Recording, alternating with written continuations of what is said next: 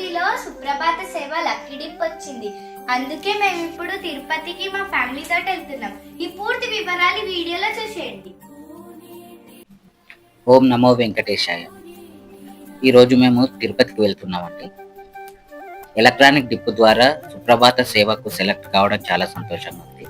మొదటిసారి electronic dip వేయడము, అది సుప్రభాత సేవకు సెలెక్ట్ కావడం చాలా సంతోషంగా ఉంది. సుప్రభాత సేవకు సంబంధించిన పూర్తి వివరాలు మీకు ఈ వీడియోలో మేము తెలియజేస్తాము. సుప్రభాత సేవ దర్శనానికి సెలెక్ట్ అయిన వాళ్ళు మేము చెప్పే ఈ చిన్న ట్రిక్ పాటించండి. ఖచ్చితంగా మీరు ఆ దేవుణ్ణి చాలాసేపు చాలా ప్రశాంతంగా చూసే అవకాశం ఉంటుంది. తిరుపతి రైల్వే స్టేషన్ చేరుకున్న తర్వాత ఆర్టీసీ బస్సులో మేము కొండపైకి చేరాము. తర్వాత సిఆర్ఓ ఆఫీస్కు చేరిన తర్వాత అకామిడేషన్ కోసం రిజిస్ట్రేషన్ చేసుకున్న తర్వాత మాకు రూమ్ అలాట్ కావడానికి దాదాపుగా 2 గంటల సమయం పట్టింది. ఈ 2 గంటలు వృధా కాకుండా సిఆర్ఓ ఆఫీస్ పక్కనే ఉన్న వెంకటాద్రి నిలయం 5లో కళ్యాణ కట్టకు చేరుకొని అక్కడ మా తలనీలాలు అలాగే స్నానాలు అన్నీ పూర్తి చేసుకున్నాము. అంత లోపట్లే మాకు రూమ్ అలాట్ అయినట్టుగా మెసేజ్ రావడం జరిగింది. మేము ఇక్కడ పూర్తిగా రెడీ అయిన తర్వాత మాకు అలాట్ అయిన హెచ్విసి కాటేజ్కి వెళ్ళిపోయాం.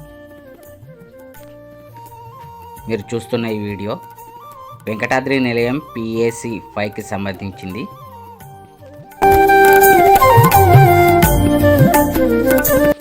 సుప్రభాత సేవా దర్శనానికి మేము దాదాపుగా ఉదయం 1:30 వెళ్ళడం జరిగింది.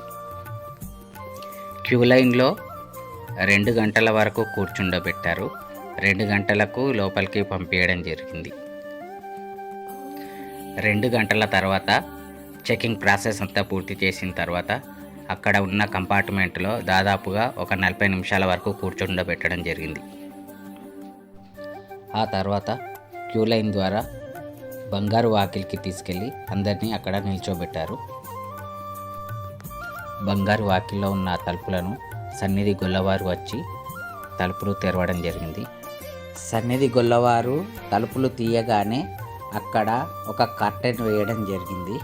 ఆ తర్వాత లోపల స్వామివారిని కొంచెం రెడీ చేసిన తర్వాత బయట పూజారులు సుప్రభాతం చదవడం జరిగింది. సుప్రభాతం అయిపోయిన తర్వాత బంగారు వాకిలిలో ఎంతమంది ఉన్నారో అంతమందిని వరుస క్రమంన మొదటి గడప దగ్గరికి తీసుకెళ్ళి స్వామివారిని దర్శనం చేయించడం జరిగింది. ఇక్కడ ఒక చిన్న విషయం ఏంటంటే, ఎప్పుడైతే మనం బంగారు వాకిలిలో ఉన్నామో అప్పుడు స్వామివారిని ఎప్పుడు చూస్తామా అని ఉంటుంది. కానీ స్వామివారు మనకు కనిపించడు. మనము మొదటి గడప దగ్గరికి వెళ్ళిన తర్వాత మాత్రమే స్వామివారు కనపడతారు. ఎందుకంటే మన ముందు చాలామంది ఉంటారు కాబట్టి వాళ్ళను దాటి చూడడం కష్టమవుతుంది.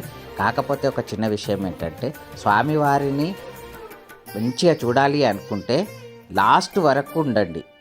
ముందే వెళ్ళి స్వామివారిని చూస్తే తొందరగా నెట్టివేయడం జరుగుతుంది. కాబట్టి లాస్ట్ వరకు ఉంటే అందరు వెళ్ళిపోయిన తర్వాత మనని నెట్టడానికి ఎక్కువ మంది ఉండరు, తక్కువ మందే ఉంటారు. కాబట్టి మనని అంత తొందరగా నెట్టేయడం జరిగేది. అప్పుడు మనం స్వామివారిని మంచిగా చూసే అవకాశం ఉంటుంది.